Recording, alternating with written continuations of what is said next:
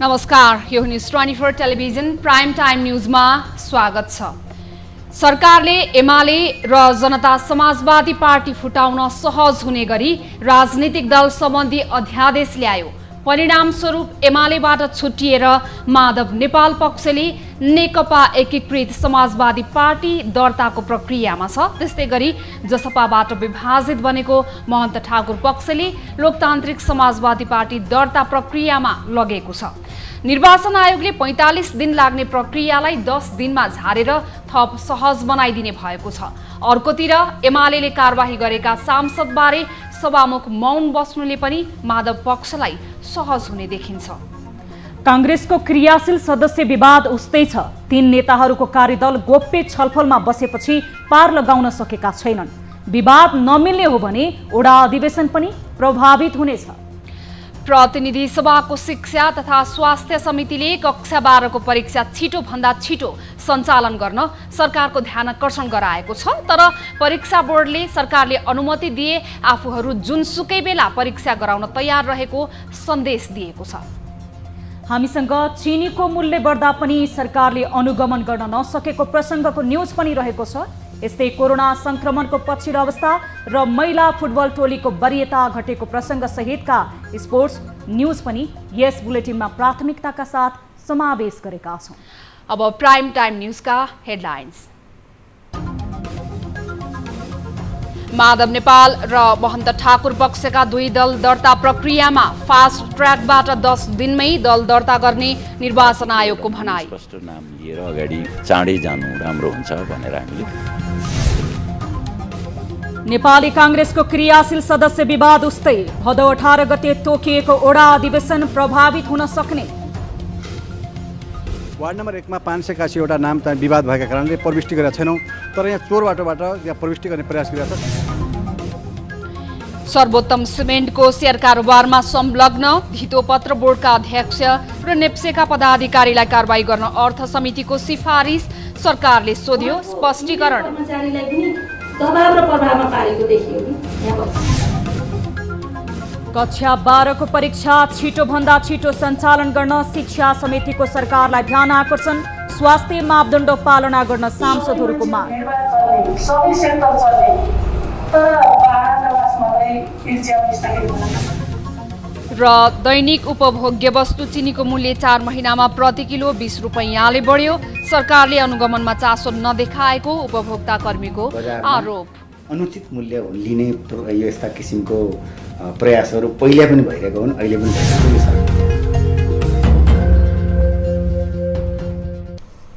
हामी निरन्तर न्यूजमा छौं। दल विभाजन सम्बन्धी अध्यादेश आएसँगै माधव नेपाल र महन्त ठाकुर 2 समूहले दल दर्ता प्रक्रिया अघि बढाएका छन्।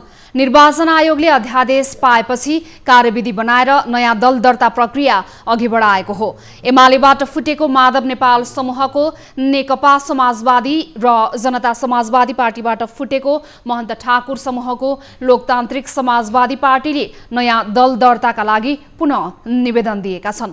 यसअघि माधव पक्षले नेकपा एमाले समाजवादी र महन्त पक्षले जसपा लोकतान्त्रिकको नाममा दल दर्ता गर्न निवेदन दिएका थिए। यी दुवै निवेदन अर्को दलसँग मेल खाने भएकाले निर्वाचन आयोगले अस्वीकार गर्यो। आयोगले नयाँ कार्यविधि अनुसार दल दर्ता प्रक्रिया बढाउन निर्देशन दिएपछि दुवै पक्षले पुनः निवेदन दिएका हुन्। दुवैको प्रक्रिया 10 दिनमा सक्ने गरी काम अघि बढ्ने निर्वाचन आयोगले जानकारी दिएको छ। भएका विधि प्रक्रियालाई पनि मिच्ने कुरा भएन हैन।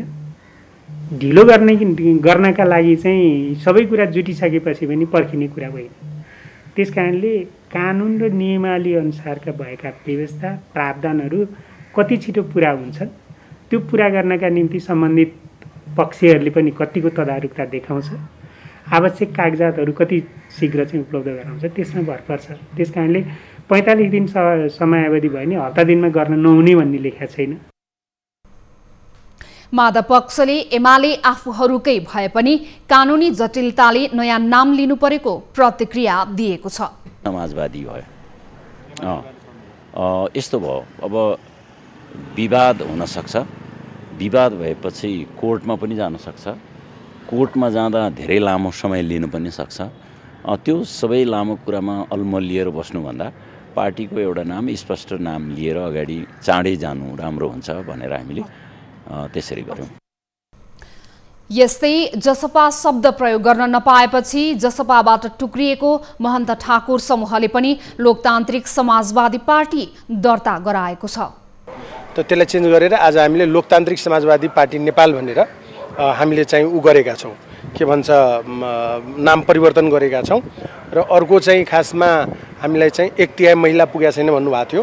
अस्ति हामीले 24 सदस्यीय कार्यकारिणी समिति यहाँ दिएका थियौँ। आज चाहिँ 7 जना महिला थपेर 31 सदस्यीय बनायौँ। उनीहरूको दलमा रहेका सदस्यहरूको शनाखतका लागि निर्वाचन आयोगले बोलाउनेछ। अब आयोगले दलको आधिकारिकताको विषय टुङ्ग्याउनेछ। 45 दिन लाग्ने भए पनि फास्ट ट्र्याकबाट 10 दिनमै दर्ता प्रक्रिया सक्ने आयोगको तयारी छ।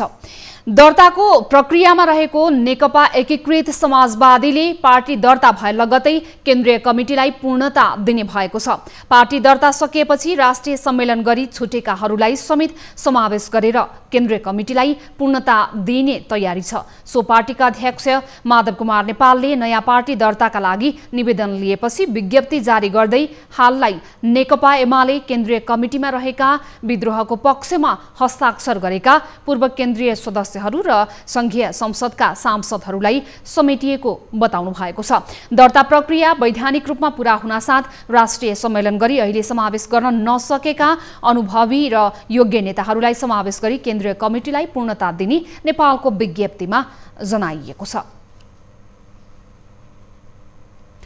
नेकपा एमालेबाट अलगिएको माधव नेपाल समूहले विभिन्न नियुक्तिहरूमा हिस्सा लिन सुरु गरेको छ। प्रधानमन्त्रीमा नेपाली कांग्रेसका सभापति शेरबहादुर देउवालाई समर्थन गरेको तत्कालीन एमालेको माधव नेपाल समूह अब भने सरकारमै सहभागी हुने अन्तिम कसरतमा छ। एक रिपोर्ट। एमालेबाट विद्रोह गरेको माधव नेपाल पक्षले नेकपा एकीकृत समाजवादी दर्ताको प्रक्रिया अघि बढाएसँगै सत्तामा हिस्सेदारी लिन सुरु गरेको छ। नेता नेपालकै सिफारिसमा बागमती प्रदेशमा प्रदेश प्रमुख र रेल विभागमा नियुक्त गरिएको छ।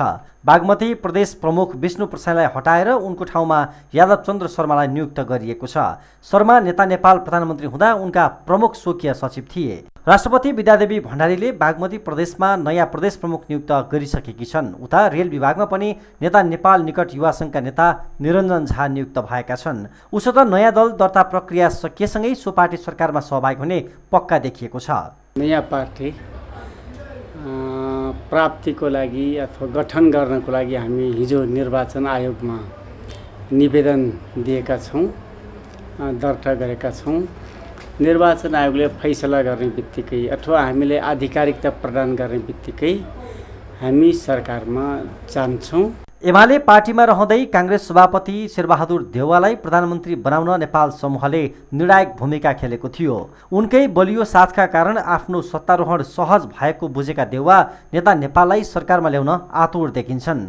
उनले चौतर्फी आलोचनाका बीच पनि नेता नेपाललाई पार्टी फुटाउन सहज हुने गरी अध्यादेश ल्याइदिएर नेता नेपाललाई छिट्टै सरकारमा ल्याउन प्रयास जारी राखेका छन्। सहज निकासको लागि आफ्नो कोलिएसन पार्टनरहरू जसले शेरबहादुर देउवालाई नेपाली कांग्रेस सरकारको नेतृत्व केपी ओलीको निर्वाचित तानाशाहीको अन्त्यको लागि जसले सघाए, उहाँलाई ढाडस दिए, त्यो हिसाबले चाहिँ उहाँले आफ्नो कोलिएसन पार्टनरहरूलाई सघाउनको लागि र उनीहरूलाई चाहिँ ब्रिङिङ देम द बोर्ड उनीहरू सरकारमा ल्याउनको लागि यो गरेको भन्ने लाग्छ।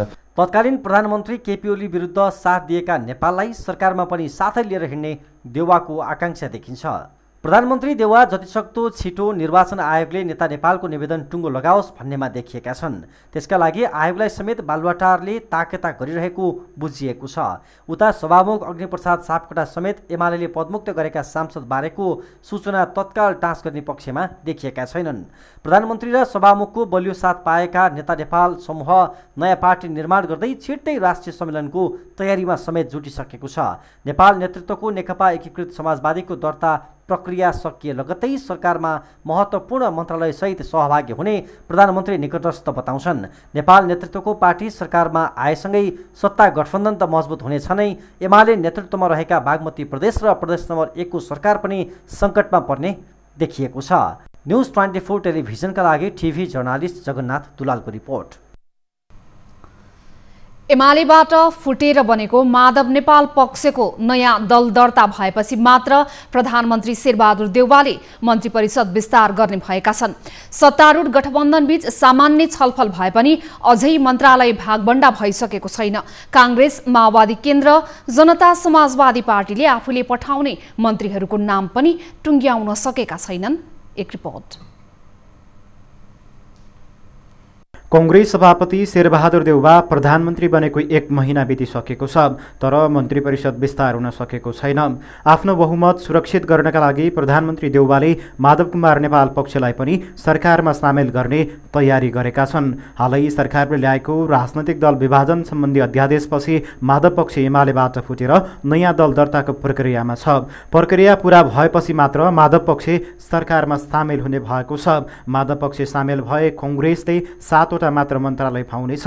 यस्तै माओवादी केन्द्र र जनता समाजवादी पार्टीको पनि मन्त्रालय संख्या घट्नेछ।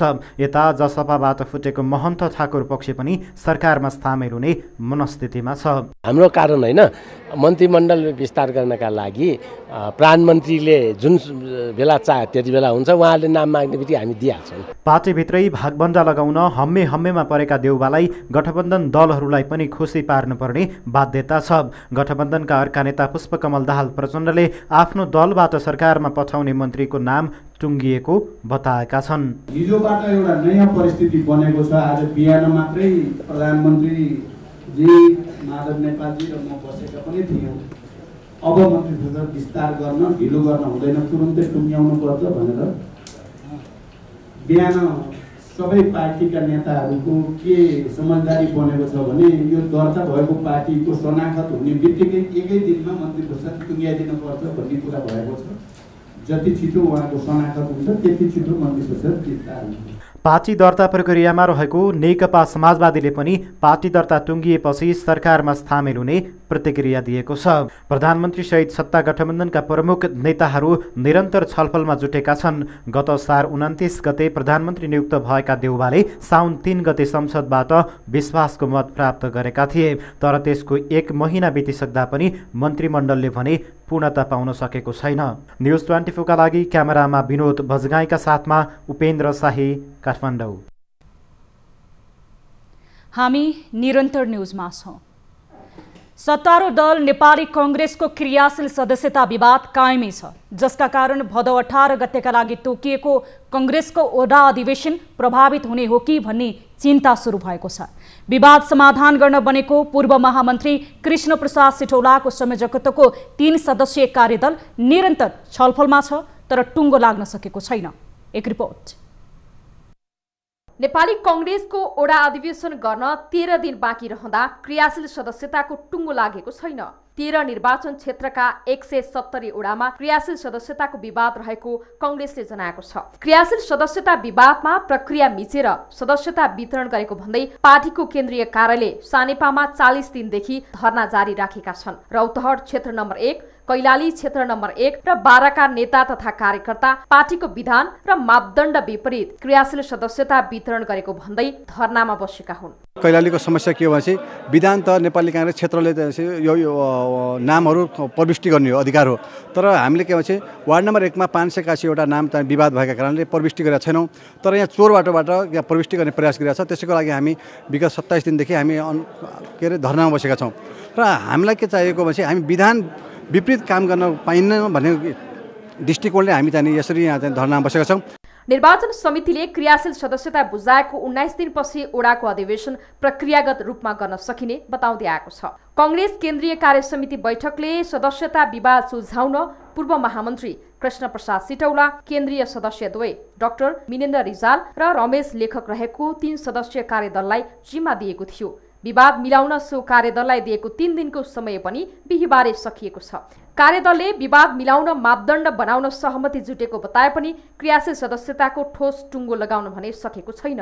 निर्वाचन समितिले प्रक्रियागत रूपमा ओडा अधिवेशनका लागि 5 दिन ढिला भइसकेको बताएको छ। निर्वाचन समितिमा क्रियाशील सदस्यताको विवरण नआए पनि महाधिवेशनको आन्तरिक तयारी भने थालेको बताएको छ। महाधिवेशनका लागि निर्वाचन निर्देशिका, विधान र नियमावलीको छपाई सुरु गरेको निर्वाचन समितिका सदस्य तेज रावलले जानकारी दिए।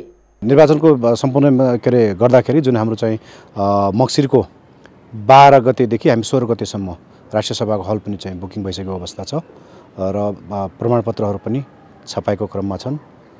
त्यस्तै नियमावली र विधान पनि चाहिँ प्रशस्त रूपमा चाहिँ भनौँ झन्डै छपाएको क्रममा भएको हुनाले अब निर्वाचन कुनै हालतमा पनि नरोकिने र हामीले तोकेकै समयभित्र सम्पन्न गर्न हामी चाहिँ तयार रहेको अवस्थामा छौँ। भदौ 18 गते नेपाली कांग्रेसको वडा अधिवेशन तथा मङ्सिर 9 गतेबाट महाधिवेशन गर्ने कार्यतालिका छ। कांग्रेसको विधान अनुसार प्रत्येक 4 वर्षमा नियमित महाधिवेशन गर्नुपर्ने व्यवस्था छ। तर कांग्रेसको विधानले दिएको 1 वर्षको सुविधा र संविधानको थप 6 महिनाको समय पनि गुजार्दै मङ्सिरमा महाधिवेशनको मिति तोकिएको हो। न्यूज 24 टेलिभिजनका लागि क्यामेरामा प्रभात थापाको साथमा टिभी जर्नालिस्ट पुष्पा शर्माको रिपोर्ट।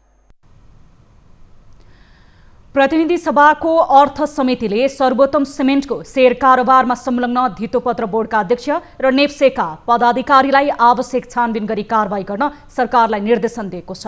सिंहदरबारमा आज बसेको समितिको बैठकले बोर्ड अध्यक्ष भीष्मराज ढुङ्गाना, नेप्सेका सिइओ चन्द्रसिंह साउदले पदीय दुरुपयोग गरी अनुचित लाभ लिएको देखिएको निष्कर्ष निकालेको छ। समितिले अर्थ मन्त्रालयले नै छानबिन समिति बनाएकाले अध्ययन समितिको प्रतिवेदन समितिलाई पनि बुझाउनु र सोही अनुसार कारबाही गर्न भनेको छ। नेपाल धितोपत्र बोर्ड र नेप्सेका पदाधिकारीहरूले भित्री सूचनाका आधारमा गरेको भनिएको शेयर कारोबार को सम्बन्धमा अर्थ मन्त्रालयबाट अध्ययन छानबिन भइरहेको जानकारी मान्य मन्त्रीज्यू र अर्थ सचिवबाट प्राप्त भएकोले उक्त छानबिन यथाशीघ्र सम्पन्न गरी आवश्यक कारबाही अगाडि बढाउन र समितिलाई जानकारी गराउन अर्थ मन्त्रालयले निर्देशन। बैठकमा अर्थमन्त्री जनार्दन शर्माले पनि मन्त्रालयले आन्तरिक रूपमा समिति बनाएर छानबिन गरिरहेको र प्रतिवेदनको आधारमा कारबाही गरिने बताउनु भएको छ। उहाँले सर्वोत्तमको शेयर खरिदका विषयमा मन्त्रालयले स्पष्टीकरण नै सोधेको जानकारी पनि दिनुभयो। नेप्से लगायतका जो पुँजी बजारसँग सम्बन्धित निकायहरू छन् ती निकायहरूले गर्ने काम कारबाहीबारे आवश्यक नियमन गर्ने, आवश्यक तिनलाई सही दिशातिर लैजाने एउटा जिम्मेवारी रहेको अर्थ मन्त्रालय भएको कारणले विषय उठ्ने बित्तिकै हाम्रो ध्यान आकर्षण भयो।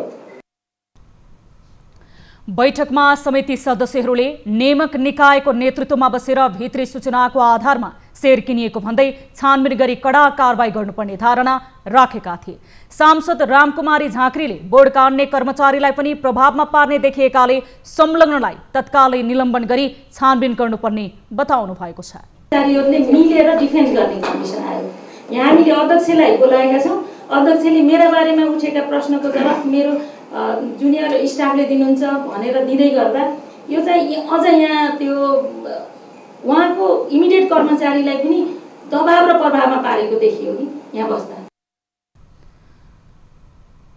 बोक बिल्डिङ विधिबाट शेयर निष्कासनको तयारीमा रहेको सर्वोत्तम सिमेन्टको शेयर बोर्ड अध्यक्ष ढुङ्गानाको छोरी र नेप्सेका सिइओ साउदको श्रीमतीले खरिद गरेको भन्दै समितिले यसअघि ढुङ्गाना र साउदलाई बोलाएर छलफल गरेको थियो। नेपालमा शुक्रबार थप 3042 जनामा कोरोना संक्रमण पुष्टि भएको छ। देशभर गरिएको 10,530 पीसीआर परीक्षणको क्रममा 2079 र 7,134 एन्टिजेन परीक्षणको क्रममा 963 जनामा कोरोना पुष्टि भएको छ। यो सँगै नेपालमा कोरोना संक्रमितको संख्या 8,23,647 पुगेको छ। यस्तै कोरोनाको कारण थप 26 जनाको मृत्यु भएको छ। हालसम्म नेपालमा 10,455 जनाले कोरोनाको कारण ज्यान गुमाएको स्वास्थ्य मन्त्रालयले जनाएको छ। त्यस्तै थप 2,244 संक्रमित कोरोना मुक्त हुँदा हालसम्म नेपालमा 6,93,443 जना कोरोना मुक्त भएका छन्। हाल नेपालमा 40,309 सक्रिय संक्रमित आइसोलेसन र 446 जना क्वारेन्टिनमा रहेका छन्। त्यस्तै हालसम्म 38,13,545 वटा पीसीआर र 4,24,110 वटा एन्टिजेन परीक्षण गरिएको मन्त्रालयले जनाएको छ। संघीय सरकारबाट स्थानीय तहमा जाने वित्तीय हस्तान्तरणको बजेट तथा कार्यक्रम रोकिएको छ। चालू आर्थिक वर्षको बजेट अन्योलमा परेपछि वित्तीय हस्तान्तरण अन्तर्गत प्रदेश र स्थानीय तहमा जाने बजेट रोकिएको हो। चालू आर्थिक वर्ष 2077-78 मा स्थानीय तहको लागि 5 खर्बभन्दा बढी बजेट विनियोजन गरिएको छ एक रिपोर्ट। गठबन्धन सरकार गठन भएको 1 महिना बितिसक्दा पनि पूर्ववर्ती सरकारले अध्यादेशबाट ल्याएको बजेटको अन्यल बढ्दा केन्द्रबाट स्थानीय तहमा जाने बजेट रोकिएको हो। चालु आर्थिक वर्षमा प्रदेश तथा स्थानीय तहमा कुल बजेटको 5 खर्ब 13 अर्ब 41 करोड विनियोजन भएको छ। यो कुल बजेटको 31.16% हो। निवर्तमान ओली सरकारका अर्थमन्त्री विष्णु पौडेलले अध्यादेशबाट चालु आर्थिक वर्षको लागि 16 खर्ब 47 अर्ब 75 करोड बराबरको बजेट पेश गरेका थिए, जसमा प्रदेशतर्फ 1 खर्ब 3 अर्ब 70 करोड र स्थानीय तह गाउँपालिका र नगरपालिकातर्फ 2 खर्ब 83 अर्बको बजेट पेश भएको छ। तर आर्थिक वर्षको पहिलो महिना साउन सकिँदासम्म पनि देशभरको केही नगरपालिका र गाउँपालिकाको वार्षिक कार्यक्रम र बजेट पास हुन सकेको छैन। ओली सरकारले बजेटमा पेश गरेको स्थानीय तहसम्म पुग्ने केही लोकप्रिय र चुनाव लक्षित कार्यक्रम र योजना पनि प्रभावित भएको छ। स्थानीय तहमा जाने बजेट रोकिँदा प्रदेश तथा स्थानीय तहमा हुने नियमित विकास निर्माणको काम प्रभावित हुन्छ। स्थानीय तहको विशेष गरी अलि ग्रामीण क्षेत्रका गाउँपालिका नगरपालिकाहरूको मुख्य स्रोत भनेको सङ्घबाट जाने वित्तीय हस्तान्तरण नै हो। तर वित्तीय हस्तान्तरण जाने क्रम रोकिने अथवा अहिले तत्काल रोकिएको कारणले 2-3 वटा कुराहरूमा त प्रत्यक्ष असर पर्छ, जस्तै सामाजिक सुरक्षा भत्ताका कुराहरू, त्यसै गरी कर्मचारीहरूका तलब भत्ताका कुरा र विकास निर्माण काम र दैनिक प्रशासन सञ्चालन गर्ने सन्दर्भमा यी प्रकारले असर गर्छ। केही महानगरपालिका र उपमहानगरपालिका बाहेक देशभरका अधिकांश स्थानीय तह केन्द्रको बजेटमै निर्भर रहन्छन्। स्थानीय तह आफैले कर तथा राजस्व सङ्कलन गर्न नसक्ने र कम स्रोत भएको स्थानीय तहको बजेट र कार्यक्रम रोकिँदा तलको जनस्तरमा प्रत्यक्ष प्रभाव पर्ने कार्यक्रम र योजना पनि प्रभावित भएका छन्। न्युज 24 टेलिभिजनका लागि टिभी जर्नलिस्ट नवराज चालिसेको रिपोर्ट। हामीसँग न्युजहरू अझै बाँकी छन्। यो समय हो लाइफबोय हात धुने ब्रेकको।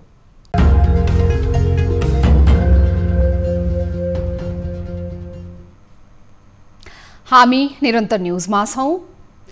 प्रतिनिधि सभाको शिक्षा तथा स्वास्थ्य समितिले कक्षा 12 को परीक्षा छिटोभन्दा छिटो सञ्चालन गर्न सरकारको ध्यानकर्षण गराएको छ।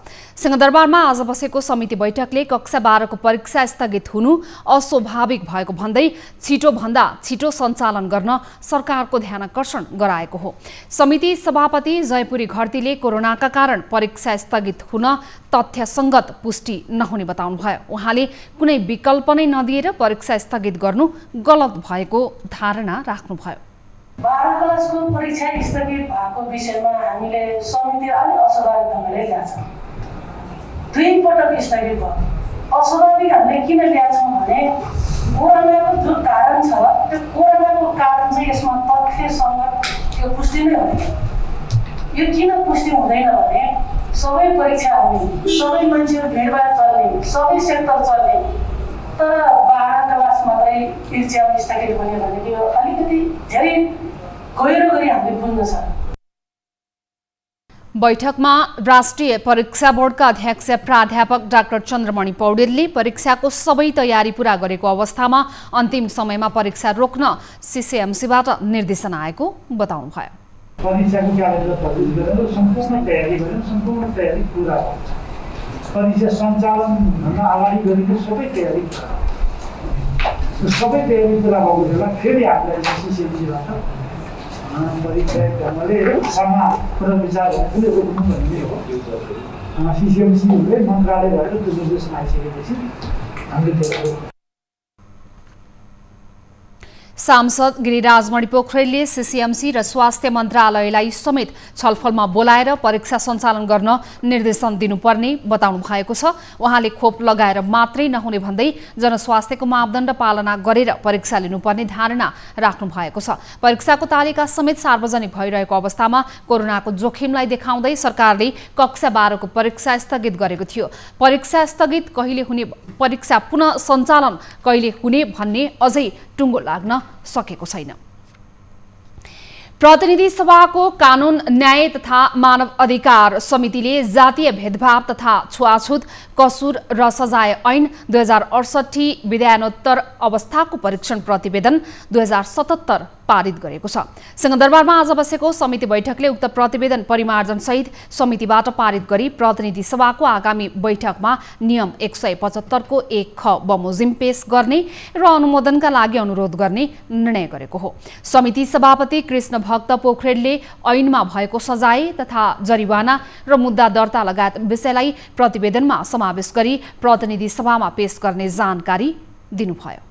तथा भेदभाव कसुर र सजाय 2068 विधानोत्तर अवस्थाको परीक्षण प्रतिवेदन 2077 संशोधन सहित पारित गरी प्रतिनिधि सभाको आगामी बैठकमा नियम 175 को 1 ख बमोजिम पेश गर्ने निर्णय गर्दछ। बैठकमा समिति सदस्यहरूले छुवाछुत ऐनमा भएको दण्ड जरिवाना र सजाय बढाउनु पर्ने धारणा राखेका थिए। समिति सदस्य मीन विश्वकर्माले छुवाछुत ऐन कार्यान्वयन गर्ने निकाय नै समावेशी हुनुपर्नेमा जोड दिनु भएको छ। यसमा 25,000 थियो, त्यसमा लाख राख्ने, 2 लाख 5 लाख राख्ने, अनि त्यस पछाडि सजाय पनि 3 वर्षभन्दा बढी नै राखौँ न। त्यस्तै अन्य सदस्यहरूले जातीय भेदभाव कलङ्कको रूपमा रहेकाले त्यसको अन्त्यका लागि तिनै तहका सरकार र प्रतिनिधिहरूले त्यसतर्फ ध्यान दिनुपर्ने बताएका छन्। दैनिक उपभोग्य वस्तु चिनीको मूल्य 4 महिनामा किलोमा 20 रुपैयाँले वृद्धि भएको छ।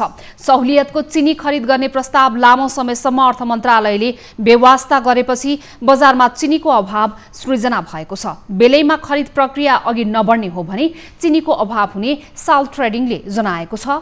एक रिपोर्ट। काठमाडौँ उपत्यकामा गत वैशाख पहिलो सातासम्म चिनीको खुद्रा मूल्य प्रति किलो अधिकतम 75 रुपियाँ थियो। सरकारले दिएको सहुलियतका कारण साल्ट ट्रेडिङ कर्पोरेसनले अझ सस्तो मूल्यमा उपभोक्तालाई चिनी बिक्री गर्दै आएको छ। तर वैशाख 11 पछिको झण्डै 4 महिनामा चिनीको मूल्य नेपाली खुद्रा बजारमा 90 देखि 95 रुपियाँसम्म पुगेको छ। अर्थ मन्त्रालयले सरकारी भन्सार सहुलियतको चिनी आयातमा गरिदिएको ढिलाइका मारमा उपभोक्ता परेका छन्। उपभोक्ताको अभिभावकका रूपमा रहेको वाणिज्य आपूर्ति तथा उपभोक्ता संरक्षण विभागले बजार अनुगमनमा चासो नदेखाएका कारण उपभोक्ताहरू मारमा परेको उपभोक्ता अधिकार कर्मी बताउँछन्। व्यवसायीसँग मिलेर आम उपभोक्तामाथि अन्याय गर्ने काम गरेको छ। छिटोभन्दा छिटो जो नेपाली उपभोक्ताहरूले प्रति केजी 15 देखि 20 रुपियाँ बढी तिर्नु परेको अवस्था छ, त्यो अन्त्य गर्नको निमित्त फास्ट ट्र्याकबाट सल्ट ट्रेडिङ मार्फत छिटोभन्दा छिटो बजारमा चिनी ल्याएर बजार हस्तक्षेप गर्नुपर्छ र हस्तक्षेप गर्न ढिला गर्ने हो भने नेपालीहरूका महान पर्वहरू सुरुवात भइसकेको छ। चाडबाडको सुरुवातीमा नै बजारमा कृत्रिम अभाव कालोबजारीको समस्या झेल्नुपर्ने हुन्छ। साल्ट ट्रेडिङ कर्पोरेसनसँग हाल 300 मेट्रिक टन मात्र चिनी भण्डारणमा छ। चिनीको माग बढेसँगै वैशाखमा साल्ट ट्रेडिङले अर्थ मन्त्रालयसँग 30,000 मेट्रिक टन चिनी आयातका लागि अनुमति माग्यो। तर भदौ पहिलो सातासम्म अर्थले चिनी आयातका लागि सहमति दिएको छैन, जसका कारण बजारमा कृत्रिम अभाव सृजना गरेर चिनीको मूल्यमा वृद्धि गर्ने प्रवृत्ति सृजना भएको छ। आजको मात्र रोग नभई यो हामीले विगत 20-25 वर्षदेखि के देखेको छौँ भने नेपाल सरकारका स्वामित्वको संस्थानहरूसँग यदि चिनीको मौजदात कम भयो सकियो भने बजारमा अनुचित मूल्य लिने यो यस्ता किसिमको प्रयासहरू पहिला पनि भइरहेको हुन्, अहिले पनि भइरहेको छ। यो सरकारलाई पनि थाहा भएको कुरा हो। चिनीको मूल्य बढ्नुका कारण चिनी मौजदातमा लागेको खर्च भएको भन्ने व्यवसायको तर्क रहे पनि त्यो भन्दा पनि माथि उठेर सरकारले नै अनुगमन गर्न सकेको छैन। तर वाणिज्य आपूर्ति र उपभोक्ता संरक्षण विभाग भने सबै तहमा तथा क्षेत्रमा अनुगमन गरेको दाबी गर्छ। 20% भित्र रहेर मुनाफा उसले कायम गरेर बिक्री वितरण गर्छ। त्योभन्दा तलमाथि भयो भने वाणिज्य आपूर्ति तथा उपभोक्ता संरक्षण विभाग टुल्लु हेरेर बस्नेवाला छैन। उपभोक्ता संरक्षण ऐन 2075 ले दिएको अधिकार पूर्ण रूपमा प्रयोग गरेर आम उपभोक्ताहरूको संरक्षण गर्नलाई चाहिँ प्रतिबद्ध छ। हामी कहीँ कतै कुनै व्यवसायीले जस्टिफाई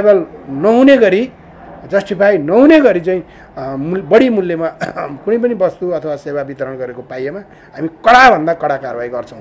नेपालमा वार्षिक 2,50,000 मेट्रिक टन चिनी खपत हुन्छ, जसमा नेपालका चिनी उद्योगहरूबाट वार्षिक 1,05,000 मेट्रिक टन मात्रै चिनी उत्पादन हुन्छ, जसमा वर्षेनी 1,50,000 मेट्रिक टन चिनी अभाव हुने गरेको छ, जसका कारण नेपाली खुद्रा बजारमा चिनीको कृत्रिम अभाव सृजना गरेर मूल्य वृद्धि हुँदै आएको छ। आम उपभोक्ताले दैनिक उपभोग गर्ने वस्तुको कृत्रिम मूल्य वृद्धि रोक्न सरोकार ओलाले बेलैमा ध्यान दिनु जरुरी छ। न्यूज 24 टेलिभिजनका लागि क्यामेरामा विनोद बजगाईका साथमा टिभी जर्नालिस्ट खगेश्वरी कार्कीको रिपोर्ट।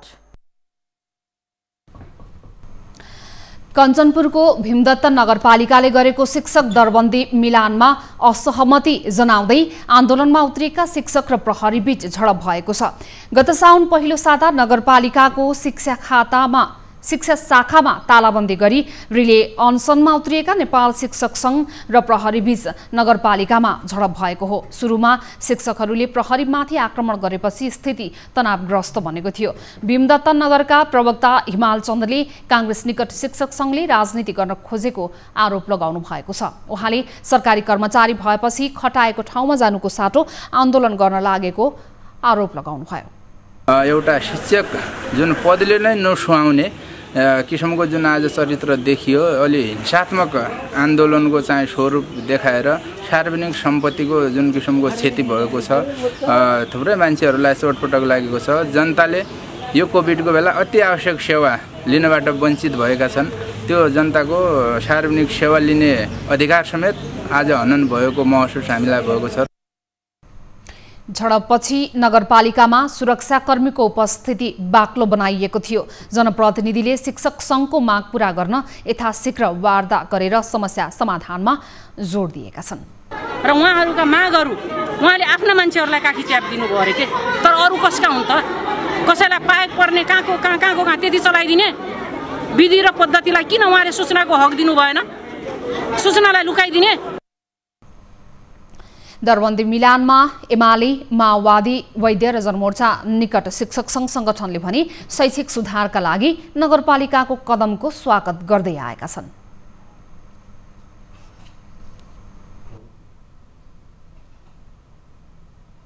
हामी निरन्तर न्यूजमा छौं। कृषि अध्ययन गर्ने विद्यार्थीहरूले खेती गर्दै पढाइ खर्च जुटाउन थालेका छन्। डडेलधुराको सरस्वती माध्यमिक विद्यालयमा कृषि शिक्षा अध्ययनरत विद्यार्थीहरूले खेतीलाई प्राथमिकतामा राखेर रकम जुटाउन थालेका हुन्। एक रिपोर्ट। जिल्लाको गन्याबधुरा गाउँपालिका वडा नम्बर 1 मा पर्ने सरस्वती माध्यमिक विद्यालय भातकाँडाले कृषि खेतीबाट आमदानी गर्ने गरेको छ। कृषि अर्थात् बाली विज्ञान विषय अध्ययन गर्ने विद्यार्थीलाई प्रयोगात्मक विधिबाट अध्यापन गराउन सजिलो बनाउनका लागि उत्पादनको अभ्यास गराउन थालिएको छ। कृषि उत्पादनबाट प्राप्त आमदानीको 50% विद्यालय र 50% विद्यार्थीहरूसँग रहन्छ। अहिले हामी यस विद्यालयको प्रयोगात्मक फिल्डमा रहेका छौँ। हामी जहाँ देख्न सक्छौँ विभिन्न किसिमका हामीले तरकारी उत्पादन गर्न सकेका छौँ। हामीले यहाँ मनिषा, सिर्जना जातका टमाटर तथा विभिन्न किसिमका तरकारी पनि लाउन सफल भएका छौँ। 50 वटा प्लास्टिक टनेल निर्माण गरी विद्यालयमा टमाटर, भान्टा, मुला तथा विभिन्न जातका बिरुवा नर्सरी समेत निर्माण गरिएको छ।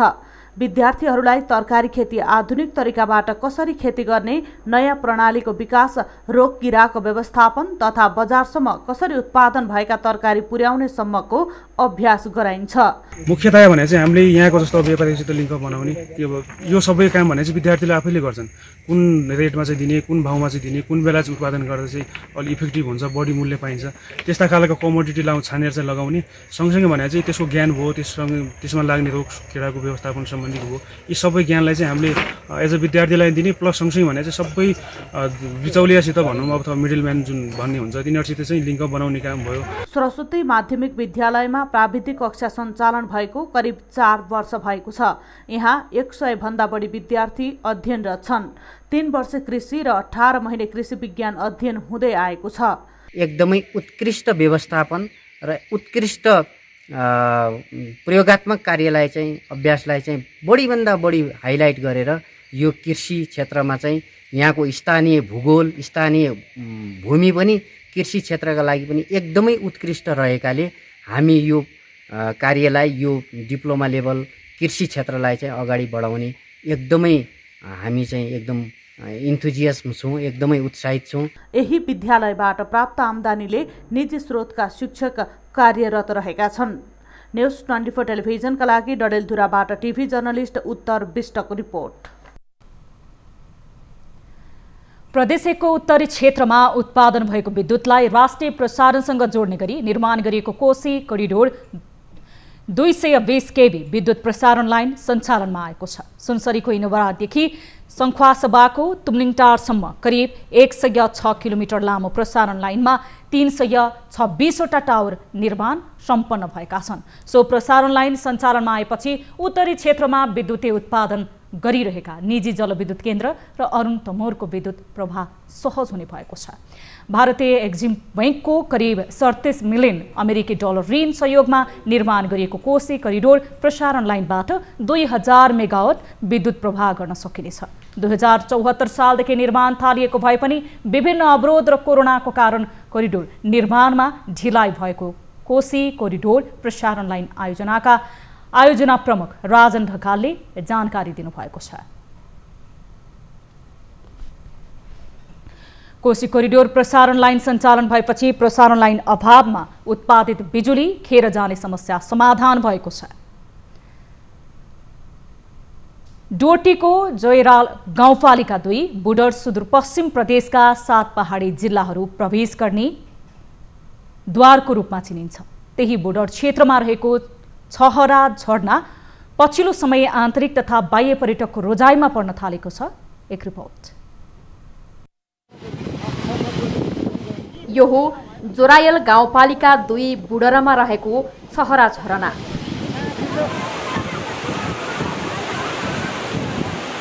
छहरा झरना आन्तरिक पर्यटकको आकर्षणको केन्द्र बन्दै गएको छ। कैलाली कञ्चनपुरको अत्यधिक गर्मीबाट छुटकारा पाउन चाहनेहरू छहरा झरनामा घुम्न आउने गरेका छन्। भीमदत्त राजमार्गबाट कैलाली कञ्चनपुर लगायतका स्थानबाट दैनिक 2000 देखि 5000 सम्म पर्यटक आउने गरेका छन्। कैलालीको सदरमुकाम धनगढीबाट करिब 86 किलोमिटरको दूरीमा रहेको डोटीको बुडर पुगेपछि त्यहाँबाट झण्डै 8 किलोमिटरको शाखा सडकको यात्रापछि छहरा झरना पुगिन्छ। काम विशेषले सुदूरपश्चिमका पहाडी जिल्लामा आउने देशका विभिन्न भेगका व्यक्तिहरू समेत छहरा झरनामा भेटिन्छन्। यहाँदेखि लिएर विकसित हुँदैछ र यो गाडीहरू रिजर्भ गरेर आउने क्रम जारी छ। धेरैजसो टिकटक बनाउनेदेखि झरनामा नुहाउने सम्मको भिडले घुइँचुने हुने गर्दछ। झरनालाई धार्मिक क्षेत्रका रूपमा समेत वर्णन गरिएको छ। झरनालाई कमला झरनाको नामले समेत चिनिन्छ। पौराणिक लोककोक्ति अनुसार सत्ययुगमा भगवान विष्णुले दायाँ पाउ खोसारेको माथि र बायाँ पाउ फटुडे स्थित लोडामा राखेर टाङमुनि बगेर आएको कमला नदीको झरनामा टाउको धोएर हिँडेको किम्वदन्तीमा छ। डोटी जिल्लाको यो बोर्डर ठाउँ जुन छहरा छ यो चाहिँ एकदमै रमणीय रहेछ। अनि यहाँ जति बस्यो अनि त्यति बसौँ लाग्ने र यहाँ तपाईँले अन्य पर्यटकहरू पनि देख्नुहुन्छ र यो ठाउँ चाहिँ अझै प्रख्यात हुँदै जाओस्। अन्य दिनको तुलनामा शुक्रबार र शनिबार यहाँ ठूलो संख्यामा आन्तरिक पर्यटक आउने गरेका छन्। अधिकांशले टिकटक र फेसबुकको माध्यमबाट थाहा पाएपछि रमाइलो गर्न छहरा झरना पुगेको पर्यटकको भनाइ छ।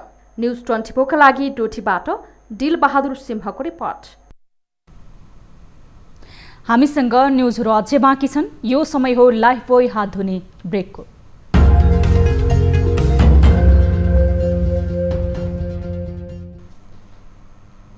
हामी निरन्तर न्युजमा छौं। अब स्पोर्ट्स न्युज।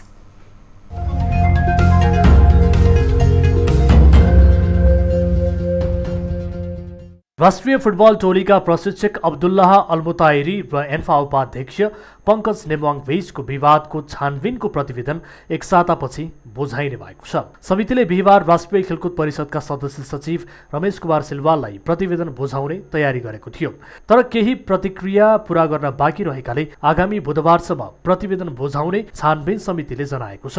परिषदले बोर्ड सदस्य पुनेन्द्र विक्रम लाखेको संयोजकत्वमा 7 सदस्यीय छानबिन समिति गठन गरेको थियो। साउनको तेस्रो सातादेखि काम सुरु गरेको समितिले एन्फा अध्यक्ष कर्मा छेरिङ शेर्पा, वरिष्ठ उपाध्यक्ष पंकज विक्रम नेमवाङ र प्रशिक्षक अल्मुताइरी सहित 14 जनासँग बयान लिएको छ। बयानपछि विभिन्न कागजपत्रको पनि अध्ययन गरी प्रतिवेदन सार्वजनिक गर्न लाग्दा समय बढी लागेको छानबिन समितिले जनाएको छ।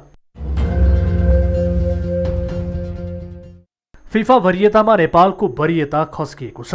शुक्रबार सार्वजनिक गरिएको नयाँ वरियतामा नेपाल 1 स्थान तल झरेर 101 स्थानमा पुगेको छ। यसअघि नेपाल 100 स्थानमा रहेको थियो। एसियाली राष्ट्रको वरियतामा भने नेपालको महिला फुटबल 21औं स्थानमा रहेको छ। यस्तै दक्षिण एसियाली राष्ट्रको वरीयतामा नेपाल दोस्रो स्थानमा छ। नेपालभन्दा अघि रहेको भारत विश्व वरीयताको 57औं स्थानमा रहेको छ। महिला विश्व वरीयतामा अमेरिका शीर्ष स्थानमा यथावत छ। त्यस्तै स्विडेन दोस्रो स्थानमा उक्लदा जर्मनी तेस्रो स्थानमा झरेको छ। नेदरल्यान्ड्स चौथो र फ्रान्स 5औं स्थानमा रहेका छन्। त्यस्तै क्यानाडा 6औं, ब्राजिल 7औं, इङ्ल्यान्ड 8औं, उत्तर कोरिया 9औं र स्पेन 10औं स्थानमा छन्।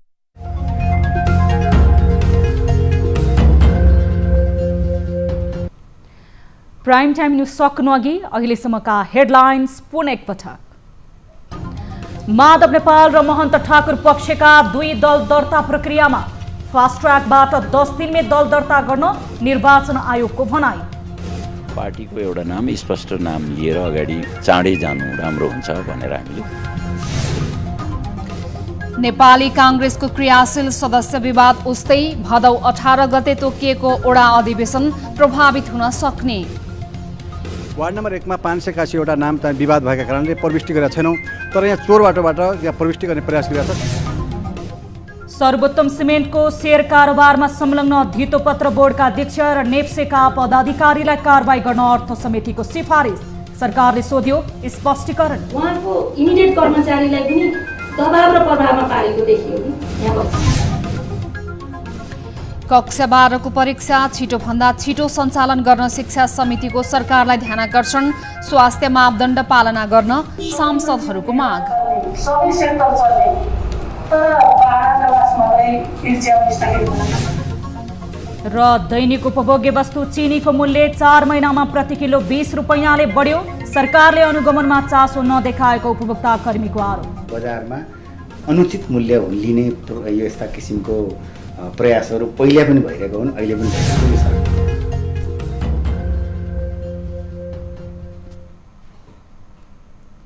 प्राइम टाइम न्यूज अहिलेलाई यति नै। जाँदा जाँदै ताली र गालीको लागि हामीले सोधेको प्रश्न।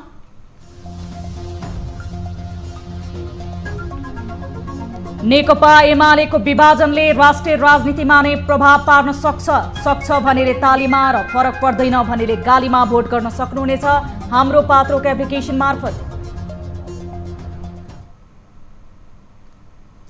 थप न्यूजका लागि हाम्रो वेबसाइट www.news24nepal.com हेर्नुहोला। साथै हामीलाई फेसबुक, ट्विटर र युट्युबमा पनि फलो गर्न सक्नुहुन्छ। यस्तै मोबाइल, भाइबर र इमेलबाट न्यूज24 टेलिभिजनको हेल्पडेस्कमा कुनै समस्या र गुनासो छन् भने प्रत्यक्ष रूपमा सम्पर्क राख्न सक्नुहुनेछ। हामी निरन्तर न्यूजमा छौं। नमस्ते।